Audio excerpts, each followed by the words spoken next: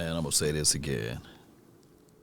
If Micah Parsons is able to sway the mind of Tyreek Hill to come here for less money, on top of that, for him to sway the front office and say, yeah, I'm willing to take a piece of that money that you guys were going to pay me to go out there and get a Tyreek Hill, I think that would be phenomenal. That will be a new way the Cowboys can go and grab players. Buy this guy, absolutely. Recruiting for Tyreek Hill, that's a noble thing. That will be the first. The Cowboys do need playmakers. They need skilled players. And then you can go into this draft and you can draft not on an empty stomach, right? No one wants to shop grocery store shopping on an empty stomach.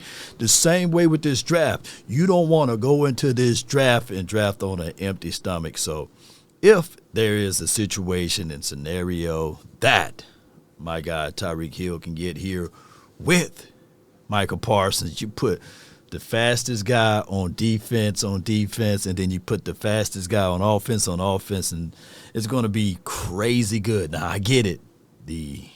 Dak haters will say, well, Dak won't be able to get on the ball and a whole bunch of other stuff, but put all of that hate to the side and look at it from this angle. You got CeeDee Lamb. Possibly you can still have Cavonte Turpin, Tyreek Hill. And, the Cowboys still like their guys. Of course, you still have Jalen Tolbert. You still have Jonathan Mingo as well as Ryan Flanoy.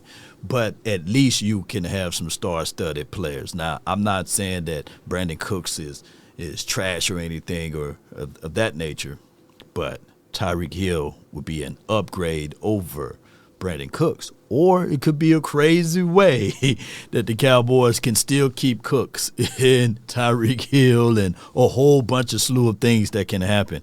Boy, we be the Florida Relays over here in Dallas with all of that speed. And the Cowboys still can go into this draft, possibly still draft an Amarion Hampton or an Ashton Genty with the first pick.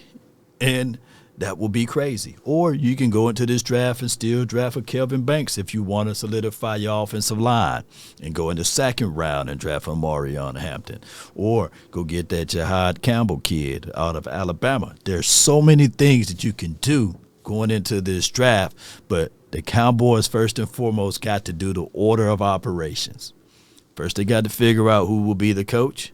Secondly, they got to give us the information and the details of what that coach want and to see how they're going to utilize this defense and offense for the 2025 season. And before you get into the draft, all we're banging on the table for the Cowboys to do ultimately is to figure out a way to utilize and use the free agency before the draft. That's what we've been saying overall over here on my Law Nation Sports. I don't know what other people have been saying, but I've been saying the Cowboys should go out there and literally solidify these things. Cowboy Nation, post me your thoughts, post me your concern. And I get it. Some people, believe it or not, say, Tyreek Hill is washed. Well, have him to wash up over here on the Cowboys side. I would love to see that. Hey, Parsons, continue to, as we say, recruit, because we need all of the help.